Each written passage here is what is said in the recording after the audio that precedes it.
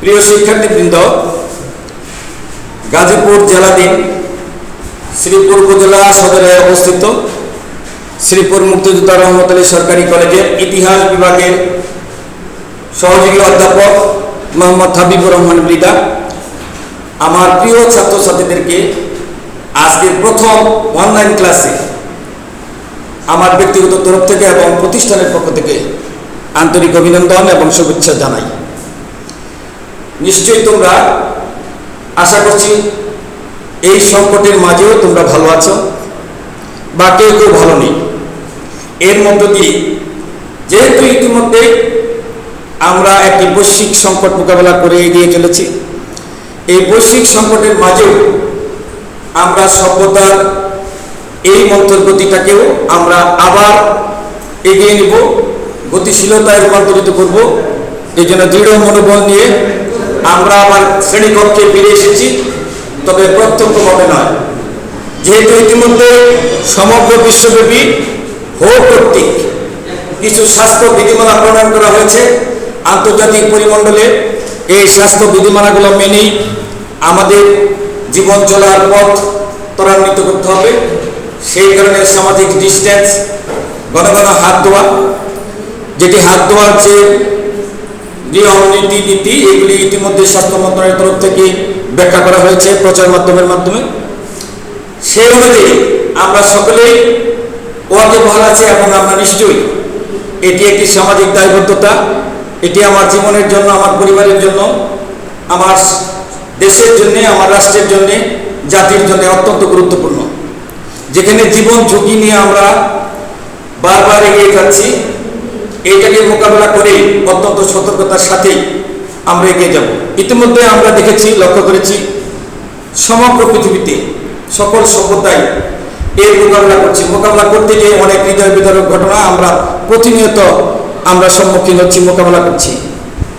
এই কারণে আমাদেরকে মনে রাখতে হবে, আমরা যে ধর্মের, যে সভ্যতার, যে সমাজের, যে পরিবারেরই হই না কেন, আমরা প্রত্যেকের অবস্থান থেকে পরম করুণাময় পালনকর্তার কাছে আমরা সকলেই প্রার্থনা করি যে আমাদের এই বৈশ্বিক সংকট অতি সত্বর যেন আমাদের মাঝ থেকে দূর হয়ে যায়।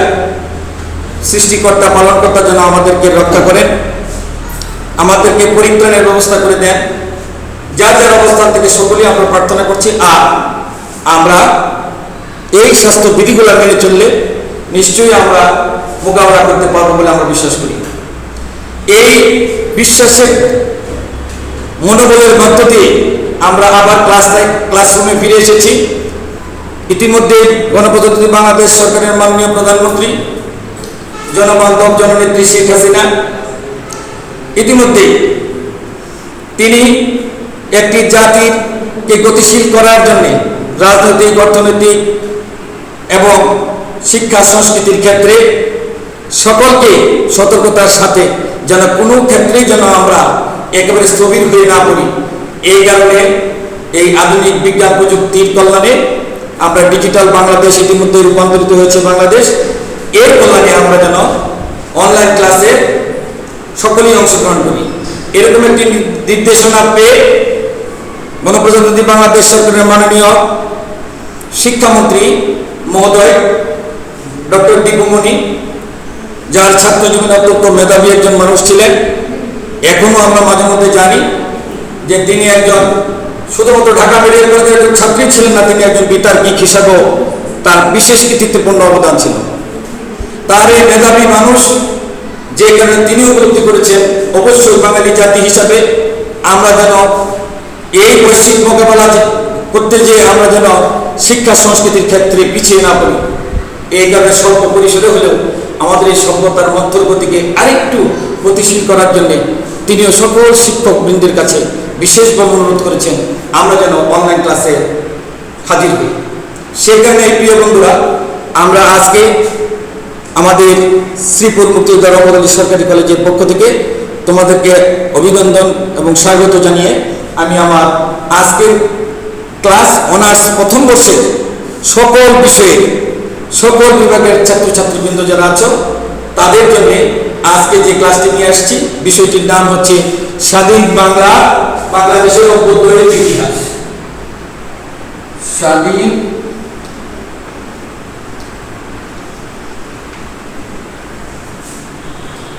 বাংলাদেশের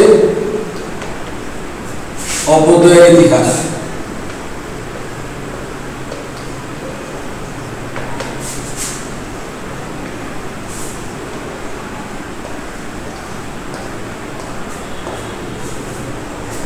এটা শিরোনাম থাকবে আজকে ভাষা আন্দোলন, ল্যাঙ্গুয়েজ মুভমেন্ট। ভাষা আন্দোলনের পটভূমি আজকে তোমাদের সামনে উপস্থাপন করব। কেননা আমরা জানি যে স্বাধীন বাংলাদেশের অভ্যন্তরীণ ইতিহাসের প্রশ্নের ধারা তিনটি বিভাগে নিহিত। ক বিভাগ, খ বিভাগ, গ বিভাগ। ক বিভাগে একেবারেই এক কথায় উত্তর, সংক্ষিপ্ত উত্তর, যেটাকে আমরা অতি সংক্ষিপ্ত ক বিভাগে 1 নাম্বার করে এরকম 10টি প্রশ্নের উত্তর দিতে হবে 10 নাম্বারের জন্য, এবং 4 নাম্বার করে 5টি প্রশ্ন উত্তর দিতে হবে 4 × 20, আর 10 নাম্বার করে বড় প্রশ্ন। এই বড় প্রশ্নের উত্তর দিতে হবে, রচনামূলক প্রশ্ন যেটাকে বলা হয়, এইটার উত্তর দিতে হবে 10 নাম্বারের। এই কারণে আমরা প্রথমে 10 নম্বরের পাঠের পর্যালোচনা করলেই আমরা বুঝতে পারবো এর মধ্যে সংক্ষিপ্ত প্রশ্ন এবং অতি সংক্ষিপ্ত প্রশ্নের উত্তরগুলো আমরা এর মধ্য থেকেই আমরা পেয়ে যাব। এই কারণে আমরা প্রথমে জেনে নিব যে এই ল্যাঙ্গুয়েজ মুভমেন্টের পটভূমি, এটি একটি 10 নম্বরের রচনামূলক প্রশ্ন।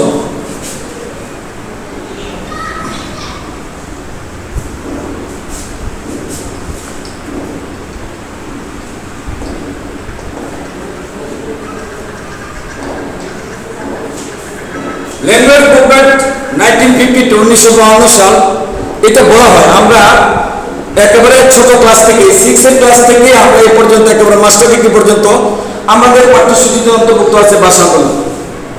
প্রশ্ন হচ্ছে যে আমরা 6 যে ভাষা আন্দোলনের যে বিষয়গুলো, যে খুঁটিনাটি বিষয়গুলো আমরা যেভাবে জানি, এটা যত করে ক্লাসের দিকে যেতে থাকবো ক্রমান্বয়ে আমরা এর চেয়ে একটু বেশি বেশি বেশি বেশি বেশি বেশি বৃহৎ এবং খুঁটিনাটি বিষয়গুলো আমরা জানতে থাকি।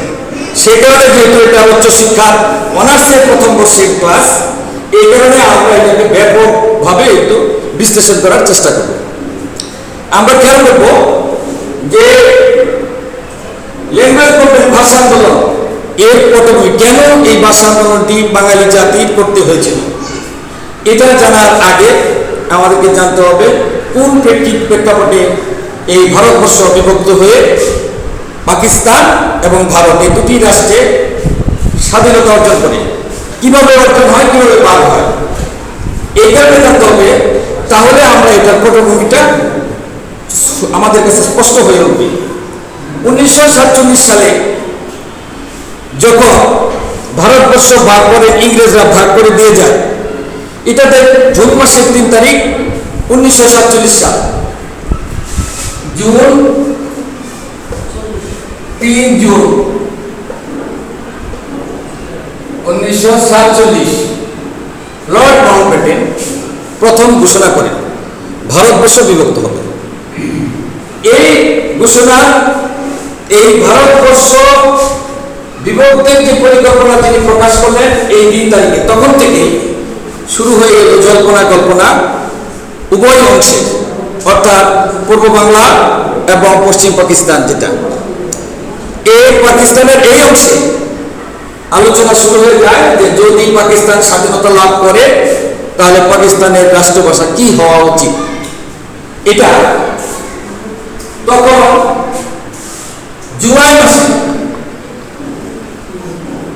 মাসে ভারতের আলিগড় মুসলিম বিশ্ববিদ্যালয়ের মাননীয় vice chancellor doctor Ziauddin Ahmed, অধ্যাপক ডক্টর জিয়াউদ্দিন, তিনি প্রথম বললেন যদি পাকিস্তান স্বাধীনতা লাভ করে এবং পাকিস্তানের রাষ্ট্রভাষা হওয়া উচিত উর্দু। কেননা এই উর্দুর ইতিহাসকে যদি আমরা ব্যাখ্যা করতে চাই, বলতে চাই তোমাদের জেনে রাখার জন্য, এই উর্দুটি হলো, উর্দু ভাষাটি কিভাবে আসলো, যেমন আমরা এই বিষয়ের মধ্যে, অর্থাৎ এই স্বাধীন বাংলার অভ্যন্তরীণ ইতিহাসের মধ্যেই বাংলা ভাষার উৎপত্তি সম্পর্কে আমরা পড়াই। তা উর্দুটা সম্পর্কে যেহেতু এটা চলে আসছে, তাহলে আমরা উর্দুটাও একটু জেনে নিই। উর্দু হলো এমন একটি ভাষা, এটাকে আমরা প্রাচীনকালে এটাকে বলা হয়, মধ্যযুগে এটাকে বলি আমরা খড়িবুলি ভাষা। খড়িবুলি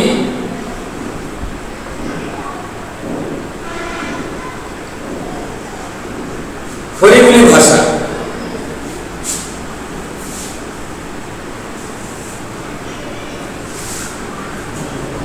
এটা দিল্লি অঞ্চলের ভাষা। এই ভাষাটি বেশ আগের কালে 12 শতকে, এটা সর্বপ্রথম 12 শতকে উর্দু এবং হিন্দি এটি সাহিত্যের ভাষা হিসেবে রূপান্তরিত হয়। এই ভাষায় মানুষ সাহিত্য চর্চা শুরু করে 12 শতক থেকে। এটা এই উর্দু ভাষাটির প্রচলন হয় এই খড়িবুলি ভাষা থেকে। এই খড়িবুলি ভাষাটা মুঘলরা যখন এই দেশ শাসন করতে আসে, তখন তারা সাধারণ মানুষের সাথে যোগাযোগ করার জন্য একটি ভাষার সন্ধান করতে থাকে। তখন তারা দিল্লি কেন্দ্রিক উত্তর ভারতের একটি ভাষা তারা খুঁজে পায়। এই ভাষাটির নাম হলো খড়িবুলি ভাষা। এই ভাষাটাই পরবর্তীকালে উর্দু এবং হিন্দি ভাষায় রূপান্তরিত হয়। এই ভাষাটি যখন তারা মুঘলরা যখন এই ভাষাটি খড়িবুলি ভাষা বা উর্দু ভাষা তারা গ্রহণ করে, যে কারণ সাধারণ মানুষের সাথে চলাফেরা যোগাযোগের মাধ্যম হিসেবে তারা গ্রহণ করে। কারণ এই অঞ্চলে যখন তারা তুর্কি থেকে এসে যখন তারা এখানে শাসন পরিচালনা করতে শুরু করে, তখন তাদের একটি ভাষার প্রয়োজন ছিল। সেই তাদের প্রয়োজনে এই ভাষাটিকে এরকম ভাবে তারা বলতে বলতে বলতে বলতে এটা রূপান্তরিত হয়ে যায়। দিল্লি, উত্তর ভারত, জম্মু কাশ্মীর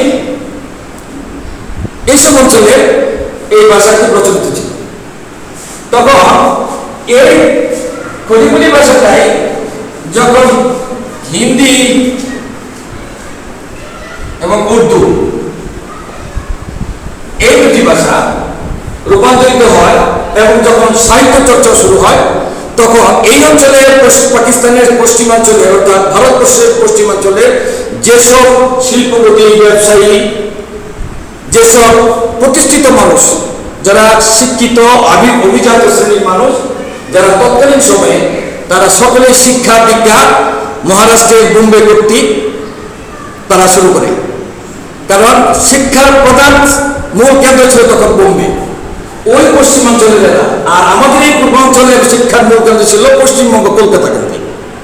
অর্থাৎ আমরা ভারতবর্ষের মানুষ হিসেবে আমাদের পূর্বপুরুষরা সে সময় তারা ভারতবর্ষে পড়াশোনা করতে গেছেন এইভাবে। এই কারণে তারা যখন এই খড়িবুলি ভাষা উর্দুর সাথে পরিচিত হয়, হিন্দির সাথে পরিচিত হয়, এই উর্দু ভাষাটি হিন্দি থেকে মূলত হিন্দির ব্যাকরণগত দিক তারা গ্রহণ করে এবং কুর্দি, ফার্সি এবং এই হিন্দি এবং আরবি ভাষা থেকে বিভিন্ন শব্দ ভান্ডার নিয়ে এই ভাষাটি সমৃদ্ধি অর্জন করে। এটি সমৃদ্ধ অর্জন করতে করতে 12 শতকে এসে মোটামুটি একটা সমৃদ্ধ হয়। ফলে উর্দু ভাষায় কবিতা, সাহিত্য, প্রবন্ধ এগুলি রচিত হতে থাকে। এবার প্রশ্ন হলো কিভাবে হিন্দুদের ভাষা হিন্দি হলো আর মুসলমানের ভাষা উর্দু হলো, কেমনি তারা সেটাই গ্রহণ করলো। অর্থাৎ এই কারণে আরেকটু পিছনের দিকে যাওয়া দরকার। 1937 সালে এই ভারতবর্ষে একটি সাধারণ নির্বাচন হয়। সেই সময় সাধারণ নির্বাচনে দুটি প্রধান রাজনৈতিক দল, ভারতীয় কংগ্রেস এবং মুসলিম লীগ, এই দুটি দল যখন নির্বাচনে অংশগ্রহণ করে কংগ্রেস জয়লাভ করে, কংগ্রেস বিজয়ী হয়। আর মুসলিম লীগ এই বাংলা অঞ্চল এবং পাঞ্জাবে তারা জয়ী হয়। ফলে মুসলিম লীগের পক্ষ থেকে তখন কংগ্রেসকে বলা হয়েছিল যে আসুন আমরা সকলে মিলে একটি সর্বদলীয় সরকার গঠন করি। কিন্তু কংগ্রেস যেহেতু তারা বিজয়ী হয়েছিল, সেহেতু আমাদের মুসলিম লীগের কোনো কথা গ্রাহ্য করে নাই।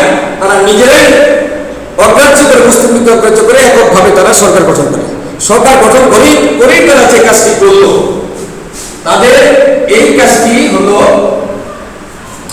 তারা তাদের কংগ্রেসি পতাকা, তাদের অভিষেক কংগ্রেসি পতাকা,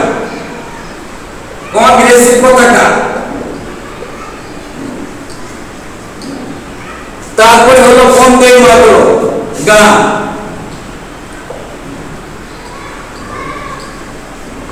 তারপরে ভাষা হলো হিন্দি, ভাষা হলো হিন্দি, এই বিষয়গুলো তারা চালু করে। তাদের প্রতিষ্ঠিত সরকারের ব্যবস্থা সকল অঞ্চলে, এমনকি তাদের প্রাথমিক শিক্ষা প্রতিষ্ঠানগুলোতেও তারা এই বন্দে মাতরম, কংগ্রেসী পতাকা এবং তাদের ভাষা হিন্দি, এটা তারা চালু করে। তখন মুসলিম লীগ এটা প্রত্যক্ষ করলেন। তখন মুসলিম লীগ তারা ভাবলেন তাহলে আমাদের ভাষাটা কি হওয়া উচিত। তখনই আলোচনায় আসে উর্দু। এটা সিদ্ধান্ত হয় না, এটা তখনও সিদ্ধান্ত হয় না, এটা মনে রাখবে। শুধুমাত্র তারা তখন আলোচনায় আসে তাহলে মুসলিম লীগের ভাষা হওয়া উচিত উর্দু, অর্থাৎ মুসলমানদের জন্য ভাষাটা হওয়া দরকার উর্দু। কেন? ওই যে বলে রাখলাম, উত্তর ভারত, দিল্লি, তারপরে এই জম্মু কাশ্মীর, এইসব অঞ্চলের ভাষারা তখন উর্দুতে রূপান্তরিত, উর্দুতেই তারা সকল কিছু আদান প্রদান করতেন, তাদের যোগাযোগের মাধ্যমে উর্দু হয়ে ওঠে। এই কারণে তারা এটি বলতে থাকে। এই হলো আমাদের উর্দু এবং হিন্দি ভাষার মোটামুটি সংক্ষিপ্ত একটি যাত্রাপথ। এই যাত্রাপথ থেকে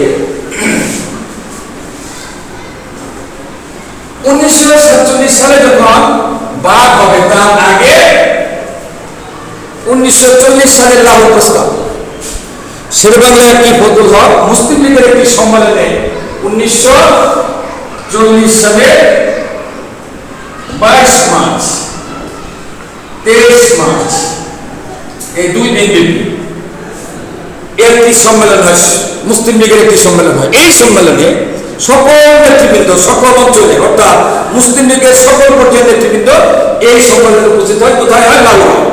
তখন লাহোর হলো পাঞ্জাবের রাজধানী। সেই লাহোরে 22 তারিখে জিন্নাহ সাহেব ডিক্লেয়ার করলেন দ্বিজাতি তত্ত্ব। দ্বিজাতি তত্ত্বটা কি? দুইটা জাতি, দুটি ধর্ম। মনে রাখতে হবে, এখানে খুবই লক্ষণীয় বিষয় যে এই দ্বিজাতি তত্ত্ব যখন ডিক্লেয়ার করেন, 23 তারিখে এসে মুসলিম লীগের পক্ষ থেকে শেরেবাংলায় ফজলুল হক একটি প্রস্তাব পেশ করেন। চৌধুরী খালিকুজ্জামান এটাকে প্রস্তাবটিকে সমর্থন করেন এবং সকলে, উপস্থিত সকলে এটাকে সমর্থন করে পাস করেন প্রস্তাবটি। এই প্রস্তাবটির নাম হলো এই প্রস্তাব, লাহোর প্রস্তাব। এই জন্য এটাকে আমরা বলি ইতিহাসের প্রেক্ষাপটে এটি একটি ঐতিহাসিক প্রস্তাব। ঐতিহাসিক লাহোর প্রস্তাব 1940 সালে শেরেবাংলাকে ফজলুল হকের লাহোর প্রস্তাবটা সংক্ষেপে আমরা জেনে নিই কি হবে। ইতিমধ্যেই আমরা এইটুকু জানতে পেরেছি যে 1937 সালের যখন প্রথম সাধারণ নির্বাচন হলো, মুসলিম লীগ এবং কংগ্রেসের মধ্যে যে একটা সুস্পষ্ট দ্বিধাবিভক্তি দেখা দিল এবং মুসলিম লীগের সকল নীতি উপেক্ষা করে তারা তাদের মতো করে কিছু নিয়মকানুন তারা চালু করে দিলেন। বন্দে মাতরম, হিন্দি ভাষা, কংগ্রেসী পতাকা, এইটির প্রেক্ষাপটে মুসলিম লীগও এটাকে প্রত্যক্ষ করে তারাও চিন্তা করলো এর ইয়েতে কি দেখা যায়। এটাকে দেখে উভয় ধর্মের মধ্যে, হিন্দু এবং মুসলিম ধর্মের মানুষের মধ্যে, জনগোষ্ঠীর মধ্যে বিক্ষুব্ধ ভাব পরিলক্ষিত হয়। এক সময়ে এটা বললে ফেসে, এক সময়ে যেটাকে আমরা ইতিহাসে রায়ত বা দাঙ্গা বলে জানি, হিন্দু মুসলিম যে দাঙ্গা, এটি আস্তে আস্তে বিস্তার করতে থাকে।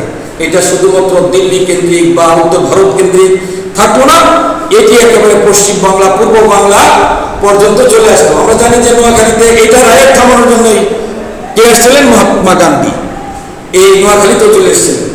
আমরা দেখেছি আজকে যে বাংলাদেশের জাতীয় জনক বঙ্গবন্ধু শেখ মুজিবুর রহমান এই হিন্দু মুসলিম দাঙ্গা প্রতিরোধের সময় তিনি যখন সেই সময়ে সেই ভারতের পশ্চিমবঙ্গের ইসলামিয়া কলেজের ছাত্র, বেকার হোস্টেলের ছাত্র, সেখান থেকে তিনি এই দাঙ্গা প্রতিরোধের জন্য একজন ছাত্রকর্মী হিসেবে তখন হুসেন সৈয়দ সোহরাওয়ার্দীর নেতৃত্বে তখন তিনি এরকম তাদের সান্নিধ্যে এসে তখন তিনি এটি একটি সামাজিক এবং রাজনৈতিক কর্ম হিসেবে গ্রহণ করে একটি মানবিক প্রেরণার থেকে তিনি ঝাঁপিয়ে পড়েন এই দাঙ্গা প্রতিরোধের জন্য। সকল মুসলিম ছাত্রদেরকে তারা বুঝিয়ে যেন আমরা যেন দাঙ্গায় উপনীত না হই। যাই হোক, সকলের সম্মিলিত প্রচেষ্টায় আমরা এই দাঙ্গাটি প্রতিরোধ করতে সক্ষম হতেও পারি, কোথাও কোথাও কোথাও কোথাও আমরা পারি নাই। অর্থাৎ সেই সময়ে হয়েছে, আবার হয়নি। এর ফলে উভয় অংশে, উভয় বিশেষভাবে ক্ষতিগ্রস্ত হয়েছে মুসলমানরা। অনেকেই জীবন দিয়েছে, প্রাণ দিয়েছে, ঘর বাড়ি পুরো জ্বালিয়ে পুড়িয়ে দেওয়া হয়েছে। এই দাঙ্গার ক্ষতিকারক প্রভাবগুলো আমাদের ইতিহাসে অতি অল্প বিস্তর পরিমাণে এসেছে। তারপরেও আমরা যা জানি এটি আমাদের ইতিহাসের অংশ হয়ে আছে। ফলে এই দাঙ্গার প্রেক্ষাপটে তখন যখন এই কংগ্রেসের সাথে তাদের সঙ্গে এই দাঙ্গাকে ঘিরে কি করতে হবে, এই কারণে 1940 সালের এই লাহোর প্রস্তাব। এই লাহোর প্রস্তাবে বলা হলো, যেহেতু তারা শেরবাংলাকে প্রতিরোধ করলেন, যেহেতু মুসলমানরা আমাদের কথাটি মানেন নাই, সুতরাং এত বড় একটা দাঙ্গা হয়ে গেল, এই দাঙ্গা প্রতিরোধের কোনো ব্যবস্থা নিল না।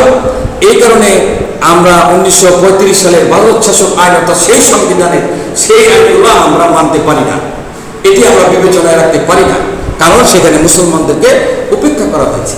এই কারণে আমরা এর বিরোধিতা করলাম যে আমরা এই লাহোর প্রস্তাবে শেরবাংলাকে প্রথম তার ব্যক্তিগত এবং দলগত এবং জাতিগতভাবে তারা এইভাবে দেখলেন বিষয়টাকে। সুতরাং প্রস্তাব দিলেন যে শুধুমাত্র মুসলমানদের অধিকার মানুষ আমরা এই সংবিধানটা মানতে পারি না 1935 সালে, এইটাকে আমরা বিবেচনা করতে, পুনঃসংশোধন করার জন্য বিবেচনা করতে হবে এবং এমনভাবে এটাকে করতে হবে যেখানে মুসলমানদের প্রতিনিধি থাকবে এবং মুসলমানদের অধিকার, সকল প্রকার দায়িত্ব, কর্তব্য, এটি একটি সংবিধানের স্থায়ী ব্যবস্থা থাকবে। এটা হলো 2 নম্বর। আর বললেন যে আমাদের মাঝে এরকম একটি ব্যবস্থা করতে হবে যে এই আমাদের ভারতবর্ষের পশ্চিমাঞ্চল এবং পূর্বাঞ্চল এইটাকে ভৌগোলিকভাবে সীমাটাকে আবার পুনরায় নির্ধারণ করতে হবে, সুস্পষ্টভাবে নির্ধারণ করতে হবে। কেন বলা হলো? যেহেতু মুসলিম অধ্যুষিত অঞ্চল সমূহ, ভারতের পশ্চিমাঞ্চল, ভারতবর্ষের পশ্চিমাঞ্চল বলতেই মানে পাকিস্তান, আর পূর্বাঞ্চল বলতে বর্তমানে আমরা যেখানে অবস্থান করছি বাংলা, পূর্ব বাংলা, এই পূর্বাঞ্চল এবং পশ্চিমাঞ্চল সীমাটি নির্ধারণ করে সন্নিহিত অঞ্চল সমূহকে স্বাধীন সার্বভৌম রাষ্ট্র হিসাবে এইটাকে গ্রহণ করতে হবে। বলছে সন্নিহিত অঞ্চল সমূহ এটা আলাদাভাবে সীমা নির্ধারণ করতে হবে এবং ওই অঞ্চল সমূহে একাধিক রাষ্ট্র সমূহ স্বাধীন সার্বভৌম হইবে, এই প্রস্তাব দিয়েছে।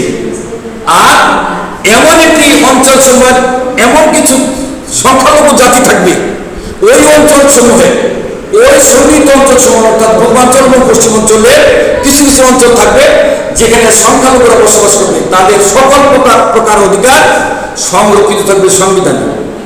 এটি তারা সর্বশেষ বলা হয়েছিল, 5 নম্বর দফায় বলা হয়েছিল যে মূলনীতি অনুযায়ী সংবিধানটাকে এমনভাবে প্রণয়ন করতে হবে যেখানে সকলের অধিকার এমনভাবে থাকবে যে ক্ষুদ্র ক্ষুদ্র অঞ্চল যারা থাকবে ওই অঞ্চলের মানুষের যোগাযোগ, বৈদেশিক ব্যবস্থা, প্রতিরক্ষা ব্যবস্থা, এই সমুদয় ব্যবস্থা সংবিধানের মধ্যে নিশ্চিতভাবে উল্লেখ থাকবে, বাধ্যতামূলকভাবে উল্লেখ থাকবে, যাতে করে আমরা কখনো কোনোদিন একটি জাতি বা সভ্যতা এগিয়ে যাওয়ার জন্য এই ধরনের প্রতিবন্ধকতা বা এই ধরনের কোনো দাঙ্গা কখনো সৃষ্টি না হয়, সন্ত্রাস, দাঙ্গা এইগুলি যাতে সৃষ্টি না হয়। এই জন্য ধর্ম, সমাজ, রাজনীতি, অর্থনীতি, সকল কিছু সাংস্কৃতিক, সামাজিক, জীবনবোধ সব কিছুর থেকে আমাদেরকে সংবিধানে উল্লেখ থাকবে। অর্থাৎ পূর্বাঞ্চল এবং পশ্চিমাঞ্চলের মধ্যেও যে একাধিক স্বাধীন রাষ্ট্রের কথা বলা হয়েছে তার অধীনেও যে কতগুলো প্রদেশ থাকবে, কতগুলো অঞ্চল থাকবে যেখানে প্রদেশ উল্লেখ করা হয়নি কিন্তু আমরা বুঝে নিয়েছি যে কিছু প্রদেশ থাকবে, সেই প্রদেশের জনগণের ওই ক্ষুদ্র জনগোষ্ঠীর জন্য তার অধিকারটা যেন সংবিধানে স্থায়ীভাবে বাধ্যতামূলকভাবে সংরক্ষিত থাকে। এই ছিল লাহোর প্রস্তাবের মূল প্রতিপাদ্য বিষয়। কিন্তু দেখা গেল 1947 সালে লাহোর প্রস্তাবের উপেক্ষা করে এই লাহোর প্রস্তাব জিন্নাহ সাহেবের পাকিস্তান প্রস্তাব অর্থাৎ লাহোর প্রস্তাব কিডন্যাপ হয়ে পাকিস্তান প্রস্তাব যখন হয়ে যায়, অর্থাৎ দুই জাতি তত্ত্ব যখন ডিক্লেয়ার করা হয় তখন এই লাহোর প্রস্তাবের কথা স্বীকার করা হয় নাই। অর্থাৎ যখন মাউন্টব্যাটেনের কাছে এই জমা দেওয়া হয় কিভাবে স্বাধীনতার রূপরেখা তৈরি হবে, তখন সেইখানে স্টেটস না হয়ে একাধিক রাষ্ট্র সমূহের কথা যেখানে উল্লেখ করা ছিল সেখানে স্টেটস না হয়ে শুধু স্টেট দেওয়া হয়েছিল। পরবর্তী সময়ে যখন শেরবাংলাকে প্রথম জিজ্ঞাসা করলেন জিন্নাহ সাহেব আপনি এটি কি করলেন, জিন্নাহ সাহেব বললেন যে এটা টাইপ মিস্টেক বা সাইক্লোস টাইপ, তখন টাইপ হতো, সাইক্লোস টাইপ হতো, এই টাইপ মিস্টেক বলে আমাদেরকে, অর্থাৎ সেই সময়ে আমাদের এই বাঙালি মুসলমানদেরকে বুঝ দেওয়া হয়েছিল। আমরা সেটা বুঝেছিলাম হয়তো ঠিক করে দিবেন, কিন্তু সেটা ঠিক হয় না। তারপরে সেটি হয়ে গেল পাকিস্তান প্রস্তাব। তারপরেও মুসলিম লীগের রাজনৈতিক নেতৃবৃন্দ খুব প্রত্যক্ষ করলেন, যে গভীরভাবে বিশ্লেষণ করলেন এখন কি করা দরকার। যেহেতু একটি দাঙ্গা, একটি পুরো ভারতবর্ষকে দ্বিধাবিভক্ত করে ফেলেছিল। এই কারণে জনগণের মানবিক দিকগুলো এবং মানসিক চিন্তা চেতনাগুলো বিশ্লেষণ করে তখন মুসলিম লীগের যে প্রগতিশীল অংশটি ছিল আর প্রতিক্রিয়াশীল অংশের মধ্যে তখন সুস্পষ্ট বিভক্তি লক্ষ্য করা গেছে প্রগতিশীল এবং প্রতিক্রিয়াশীলের মধ্যে। এই প্রগতিশীল অংশটাও তখন মানতে চাইছিলেন না, তারপরে তারা বিশেষ করে সিনেমাকে বদুল হক হোসেন, শহীদ সোহরাওয়ার্দী, মাওলানা আব্দুল হামিদ খান ভাসানী এরা তখন এটা বিশ্লেষণ করে দেখলেন যে না ঠিক আছে আমরা মেনে নিই, আবুল হাসিম এরা সেই সময় তারা এটা মেনে নিলেন এবং আমাদের পাকিস্তান স্বাধীনতা লাভ করল। এখন প্রশ্ন, যখন স্বাধীনতা লাভ করলো তখন পাকিস্তানের প্রদেশ ছিল কয়টা? এটাও আমরা উর্দু ভাষা সম্পর্কে কিছু জানলাম। আমরা এই পর্যন্ত আমরা 37 সালের সাধারণ নির্বাচনটা জানলাম।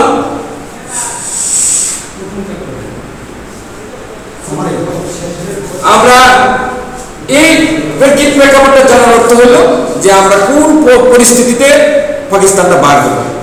1947 সালে যখন লর্ড মাউন্টব্যাটেন ডিক্লেয়ার করলেন তখন জিয়াউদ্দিন সাহেব অর্থাৎ আলিগড় মুসলিম বিশ্ববিদ্যালয়ের ভিসি অধ্যাপক জিয়াউদ্দিন আহমেদ যখন বললেন যে পাকিস্তানের রাষ্ট্রভাষা উচিত উর্দু, কি কারণে বলছিলেন?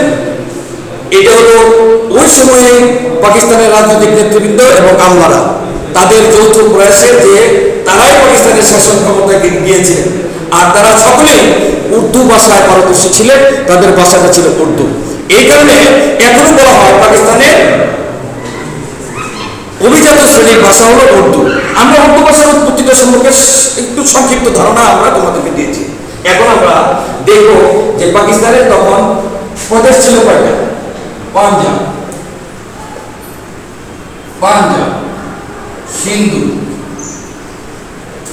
বেলুচিস্তান,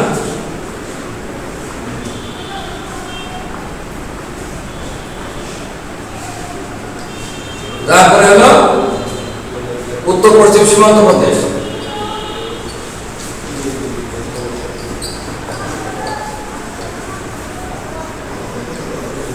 তারপরে হলো পূর্ববঙ্গ। পূর্ববঙ্গ মানে এই হলো 5টি প্রদেশ। এই 5টি প্রদেশেরই 5টি জাতি ছিল, 5টি প্রদেশেরই 5টি ভাষা ছিল। এই 5টি ভাষার মধ্যে কোথাও উর্দু ভাষা ছিল না, কখনোই কোথাও উর্দু ভাষার কোনো উৎস খুঁজে পাওয়া যায় না। আমি উর্দু ভাষার উৎসটা বলে দিচ্ছি, দেখতে হবে পাঞ্জাবের ভাষা, পাঞ্জাবের ভাষা ছিল পাঞ্জাবি, সিন্ধুর ভাষা সিন্ধি, বেলুচিস্তানের ভাষা বেলুচ,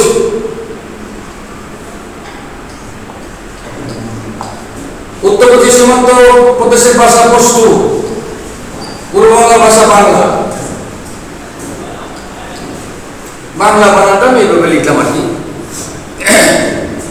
তাহলে আমরা 5টি অঞ্চলের 5টি ভাষার সন্ধান পাই এবং জাতিগত এবং ভাষাগতভাবে মানুষের আনুপাতিক সরকারি হিসাব অনুযায়ী তৎকালীন সময়ে বেসরকারি হিসাব অনুযায়ী 100 মানুষের মধ্যে এই বাংলা ভাষাভাষীর সংখ্যা ছিল 56.40%। আর বাকিটা পশতু, বেলুচ, সিন্ধি, পাঞ্জাবি, ইংরেজি, অন্যান্য ভাষা 1% বিভিন্ন নৃতাত্ত্বিক উপজাতি যে ভাষা গোষ্ঠীগুলো ছিল তাদের ভাষা। এইভাবে 56.40% বাংলা ভাষাভাষী গোষ্ঠীর অবস্থান পূর্ববাংলা থাকার পরেও অর্থাৎ জাতির এবং গোষ্ঠীর হিসাবে ভাষাগতভাবে বিচার বিশ্লেষণ করলে এই রাষ্ট্রভাষা হওয়া উচিত ছিল বাংলা। যে পৃথিবীর বিশ্ব সভ্যতা যদি আপনারা দেখেন তাহলে দেখা যাবে যে আমরা যদি এটা বিশ্লেষণ করি তাহলে আমরা দেখব যে অবশ্যই এই ভাষাটি, বাংলা ভাষাটি হওয়া উচিত ছিল, কিন্তু এটাকে উপেক্ষা করে শুধুমাত্র আমলাতান্ত্রিক এবং পশ্চিম পাকিস্তানের শাসক গোষ্ঠীর ভাষা উর্দু হওয়ার কারণে উর্দুটাকেই তারা প্রাধান্য দিয়েছিল। এই জন্য তার উর্দুটা করতে চাইলেন, কেন ওই ব্যবসায়ী শিল্পপতি যারা ছিলেন তারা উর্দু ভাষায় কথা বলতো। এই জন্য উপজাত শ্রেণীর আমরা বলি আর কি। এই যে ভাষা, অথচ দেখা গেল যে সাংস্কৃতিক, সামাজিক, রাজনৈতিক, অর্থনৈতিক কোনো কিছুর দিক থেকে আচার বিচার বিশ্লেষণ করলে দেখা যায় আমাদের রীতি নীতি, খাবার দাবার, পোশাক পরিচ্ছদ, এভরিথিং এই বিধায় আমাদেরকে সুস্পষ্ট পার্থক্য লক্ষ্য করা যায় এই বাংলাদেশে বাংলা ভাষাভাষী গোষ্ঠীর সাথে পশ্চিম পাকিস্তানের এই অন্য সব ভাষাভাষী গোষ্ঠী, এদের মধ্যে যে পার্থক্যটি লক্ষ্য করা যায় সেটি হলো আমরা যেরকম শঙ্কর জাতির, তারা কিন্তু শঙ্কর জাতির গোষ্ঠীর নয়। এরকম তারা যেভাবে রাধনা করে আমরা সেটা খাই না, তারা যে ভাষায় কথা বলে আমরা সেটা বলি না, এরকম আমাদের চালচলন, আমাদের দৃষ্টি এগুলি সম্পূর্ণ ভিন্ন হওয়ার পরেও শুধুমাত্র ধর্মীয় কারণে কেন আমরা এক হলাম, এই দেশটি স্বাধীনতা লাভ করলো 1200 মাইল দূরত্বে থাকার পরেও ভৌগোলিক ভাবে এটা পৃথিবীর সমগ্র দুনিয়ার সমগ্র সভ্যতার যদি বিশ্লেষণ করি এমন কোনো প্রদেশ বা অঞ্চল খুঁজে পাওয়া পুরো দুঃসাধ্য। হ্যাঁ, পাওয়া যায় ভারত, আমেরিকার, সেই দক্ষিণ আমেরিকা, সেই একেবারে রেড ইন্ডিয়ানরা যেখানে বসবাস করে, সেটা ওয়েস্ট ইন্ডিজ, কিন্তু দ্বীপ রাজ্য, দ্বীপ অঞ্চল, সেইখানে লক্ষ্য করা যায়। তা আমাদের মতো এরকম ভারতবর্ষের মধ্যে ভারতকে দিয়ে, ভারতের সীমা পাড়ি দিয়ে 1200 মাইল দূরে এসে বাংলাদেশ শাসন করতে হবে কেন? পশ্চিম পাকিস্তানে শাসন করতে হবে কেন? এই কারণে শাসন করতে হবে, এই বাংলাটাকে আমরা মুসলমান, আমরা ইসলাম ধর্মে দীক্ষিত সকলে। এই কারণে একটি মাত্র মিলের কারণে আর সকল দিক থেকে অমিল থাকার পরেও আমরা এই স্বাধীনতাটা মেনে নিয়েছিলাম। কিন্তু যখনই দেখলাম সর্বপ্রথম আমার ভাষার, মানুষের মুখের ভাষাটা এমন একটা অমূল্য সম্পদ, যে সম্পদ দিয়ে মানুষ তার অভিব্যক্তি, মানুষ তার জ্ঞান, মানুষ তার মনের সুখ দুঃখ বেদনার কথা প্রকাশ করে, সেই ভাষাটি যখন উপেক্ষা করা হয়, অন্য আরেকটি ভাষা শিখে যখন শিক্ষার পাওয়া উর্দু হবে, সেই উর্দুটা আমরা গ্রহণ করতে যখন আমরা অভ্যস্ত না এবং এটার জন্য নয়, তখনও আমরা এটা মেনে নিতে কেন বাধ্য হয়েছিলাম? রাজনৈতিক কারণে। কেননা আমরা সেই সময় দর কষাকষির জন্য, ইংরেজের সাথে দর কষাকষি করার জন্য মুসলিম লীগের যেসব নেতৃবৃন্দ তখন ছিলেন, তারা প্রত্যেকে নন বেঙ্গলি, তারা বাংলা ভাষা গোষ্ঠীর, শের বাংলাকে ফজল হক ছাড়া আর কাউকে তেমন ভাবে লক্ষ্য করা যায় না। এই কারণে আমাদের মাঝে তখন হোসেন শহীদ সোহরাওয়ার্দী, শের বাংলাকে ফজল হক, মাওলানা আব্দুল হামিদ খান ভাসানী, তখন বঙ্গবন্ধু মাত্র ছাত্র। সেই সময়ে এই 40 সালে, এই 47 সালে যখন এই অবস্থায় ভাগ হয়, তখনও বাংলাদেশের রাজনৈতিক একটি স্বতন্ত্র রাজনৈতিক সত্তা তখনও গড়ে ওঠে নাই। ফলে আমাদের একটি রাজনৈতিক শক্তি এবং মঞ্চ যেহেতু গড়ে ওঠে নাই, সেই কারণে এই অঞ্চল থেকে, অর্থাৎ পূর্বাঞ্চল থেকে আমরা যে এই 56.40% জনগোষ্ঠী বাংলা ভাষাভাষী গোষ্ঠী, তখন আমরা প্রতিবাদ করতে পারি নাই। এই প্রতিবাদটা সেইভাবে যেহেতু জোরালোভাবে আনুষ্ঠানিকভাবে সেইভাবে হয়ে ওঠে নাই, তারপরেও আমরা এটা আমাদের একটি সূত্র হিসেবে আমরা উল্লেখ করতে পারি। বাঙালি জাতি এই ভাষা আন্দোলনের তাৎপর্য যখন আমরা বিশ্লেষণ করবো, তখন আমরা দেখতে পাবো। যেহেতু অনেকক্ষণ হয়ে গেছে, আমরা ক্লাসটি আজকের মতো এখানে শেষ করতে চাই। তা যেহেতু আমরা শেষ করবো, সকলকে ধন্যবাদ, অভিনন্দন জানাই। আমরা এখন থেকে তোমরা সকলেই অনলাইনে আমরা দেখে নিবা, আমাদের কলেজের নামে একটি ওয়েবসাইট চালু হয়েছে, এটার মধ্যে শুধুমাত্র লাইভ দিলেই আমরা ঠিকঠাক। সিরাজ আমাদেরকেও আহ্বায়ক কমিটি হয়েছে, তারা এটাকে মনিটরিং করেন আমাদের এই ক্লাসগুলোকে আমরা করব। এই ক্লাসগুলোকে আমরা প্রতিদিন রুটিন অনুযায়ী চালিয়ে যাব। আমরা হয়তো শ্রেণীকক্ষে তোমাদেরকে পাবো না, তারপরেও আমরা মনে করবো যে আমরা ধরে নিব যে আমরা যে এই পরিশ্রমগুলো করতেছি তোমাদের জন্য, তোমরা যেন এই অনলাইন ক্লাসগুলোতে অংশগ্রহণ করে আমাদের পরিশ্রমটাও সার্থক হলো। আর জাতি হিসাবে আমরা যেভাবে অলস সময় কাটাচ্ছি, এই অলস সময়ের মধ্যে ঘরে বসে থেকেও যেন আমরা আমাদের বিদ্যা চর্চাটা করে দিয়ে আমাদের জ্ঞানের সমৃদ্ধ পথটাকে ত্বরান্বিত করতে পারি, আমরা যেন আমাদের নিজেদের শিক্ষা জীবনকে এগিয়ে নিয়ে যেতে পারি। আর সেই সঙ্গে আমরা যেন অবশ্যই মনে রাখি স্বাস্থ্যবিধিগুলি মানা শুধুমাত্র সামাজিক দায়িত্ব নয়, এটি একটি আন্তর্জাতিক দায়িত্বে রূপান্তরিত হয়েছে। এটি সভ্যতার প্রধান দায়িত্ব কর্তব্য, এটা ধর্মীয় প্রধান দায়িত্ব কর্তব্য, সামাজিক দায়িত্ব কর্তব্য। আমরা এটাকে খেয়াল রাখবো, নিজের জীবনের প্রতি মায়া করবো, পরিবারকে আমরা সংরক্ষণ করবো, নিজেরা বাঁচবো, অন্যকে বাঁচাবো। আমরা অবশ্যই বিনা প্রয়োজনে বাইরে যাবো না, আমরা সকলেই ঘরে অবস্থান করবো। সকলকে ধন্যবাদ, সকলে ভালো থাকো, সুস্থ থাকো, সুন্দর থাকো, সকলের কল্যাণ কামনা করে আজকের মতো ক্লাস শেষ করছি। ধন্যবাদ সকলকে।